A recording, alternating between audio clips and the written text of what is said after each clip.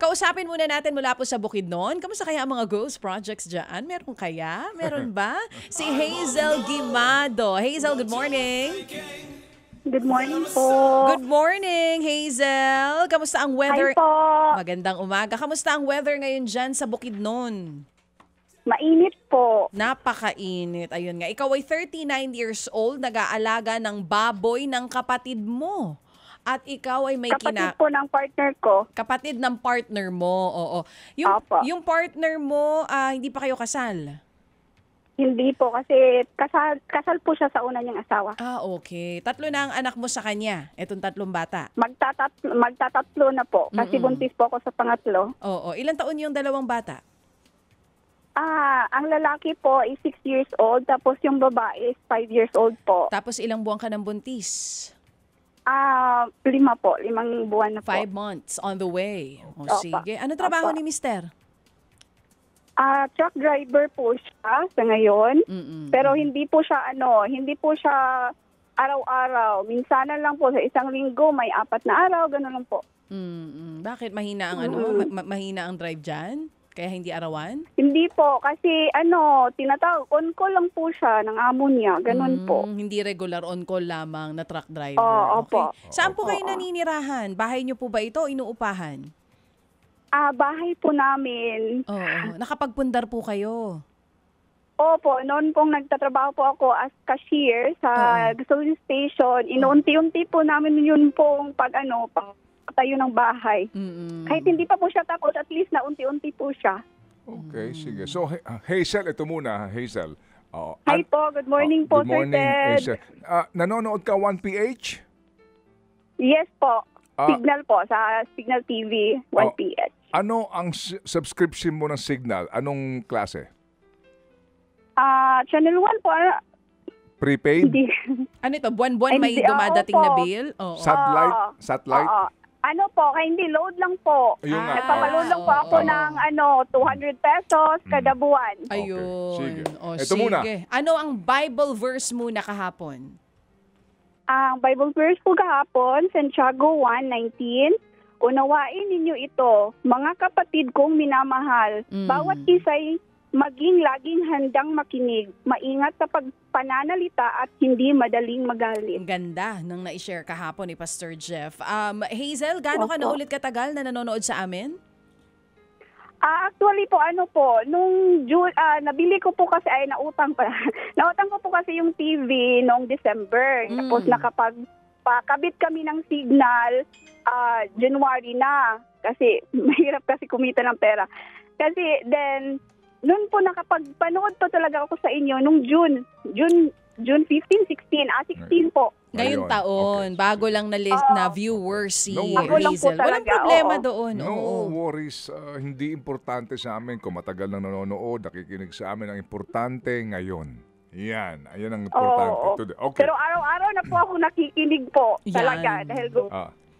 Dahil yung pagkokomentaryo nyo at yung palagi pong binibigay na Bible verse ni Pastor Jeff.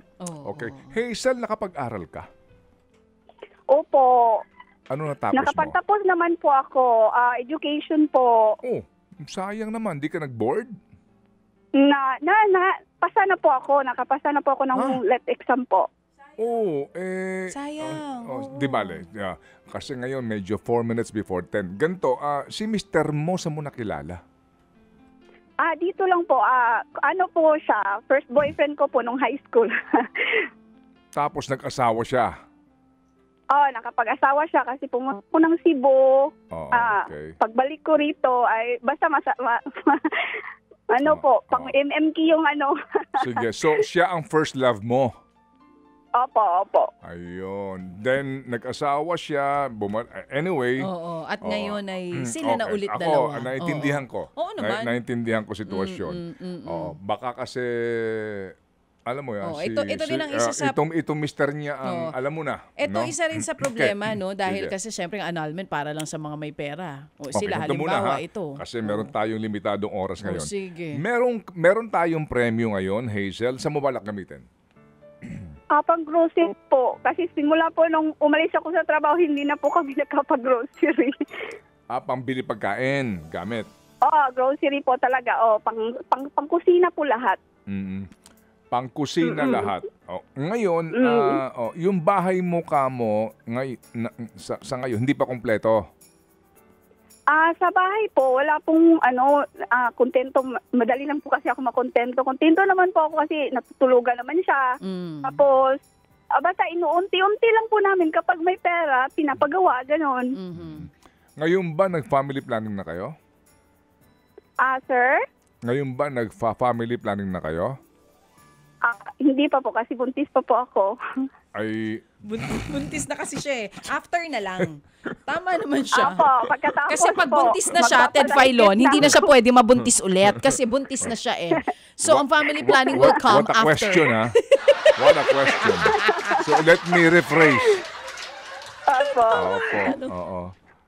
Tama naman yung tanong mo. Oo nga eh. Tama yung tanong mo. Hazel, ganito. Sige. Gusto lang naming makita yung tahanan ninyo, yung bahay ninyo, family mo. Kung mamarapatin mo lang, kung medyo gusto mong itago si Mister, kasi nga, alam mo na, meron pa wala pong problema siya. Meron pa siyang issue. Alam naman siguro nung asawa ng Mister mo, ngayon na nagsasama kayo, di ba? Opo. Tapos may kinakasama na rin po siya. Yun na nga ang problema. Sige, ganito. Ngayon, bibigyan ka namin isang bagsak, no, ng 5,000 pesos. Wow! Hindi ko po inasahan po. Gusto lang namin makita kung saan mo ito gagamitin. At yung mga anak mo gusto rin namin makilala. Okay? Wala pong problema po. Itong 5,000 ay manggagaling kay Happy Birthday. Today, para sa ito, exclusively para sa iyo. Ngayon, ihintayin namin yung padala mong visuals, no? At kung sakasakali. No? Hintayin namin, pwede kang makapagpadala within the day? Yes po, walang problema po. Sa True FM po, kay Lady Chacha po. Dito sa amin, kay Seth, na itatawag sa iyo. Alright, ngayon, 5,000 muna papadala namin. Hintayin lang namin yung paggagamitan mo nito. Tatawag kami agad-agad din sa iyo bukas kapag nakapagpadala ka at magamit mo within the day kahit papaano makabili ka agad ng bigas, pagkain ng mga bata at pangangailangan ninyo. At tatawag kami bukas din. Opo. Okay tayo doon? Salamat po. Maraming salamat po sa inyo. Magpasalamat tayo. Hulog ng langit po talaga kayo. Higit sa lahat sa Panginoon na naging daan ng lahat ng ito. At hindi pa tayo tapos. Sa sinasabi ko sa iyo, hindi pa tayo tapos. Tatawag kami bukas, tignan namin yung visuals mo, yung patunay mo sa mga kwento mo. And also, gusto kong makita yung iyong, kung meron ka dyan diploma o anuman, o picture ng pag-graduate mo. At gusto kong malaman din kung nasan si papa mo, si mama mo, na nagsikap para wala pong problema. Napag-aralin ka, pinatapos ka ng education. Apo. Anong trabaho ni papa mo?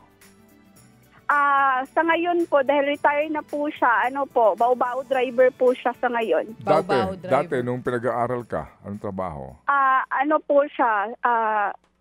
Staff po siya sa BPA. Dito po, asosasyon po siya ng sugarcane dito. Okay. Oo, dyan sa plantation. Sa Busco po. Okay. Sige. So, salamat na marami sa iyo, Hazel, at muli tatawag kami bukas, okay? Alright. Thank you rin po sa inyo. Thank you kay Happy Birthday. Siya nabigay nito sa iyo. Maraming salamat. Happy Salamat birthday. po rin kay Happy Birthday at sa lahat po ng Happy Anonymous na parati pong tumutulong. Amen. Amen. Thank you. And to God be all the glory indeed. Mga kapatid, brothers and sisters, saan ka pa? Dito na tayo sa totoo. Dito na tayo sa True FM. Mga kapatid, mag-subscribe and follow po kayo sa social media accounts ng True Network PH. Yan po kami. Hanapin nyo lang True Network PH, Facebook, Instagram, YouTube, TikTok, and podcast. Mapa Apple or Spotify man yan, mahahanap nyo kami. Lahat ng mga napapanood at napapakinggan nyo po sa programa, nasa social media accounts namin yan. So, paano mga kapatid? See you sa social media!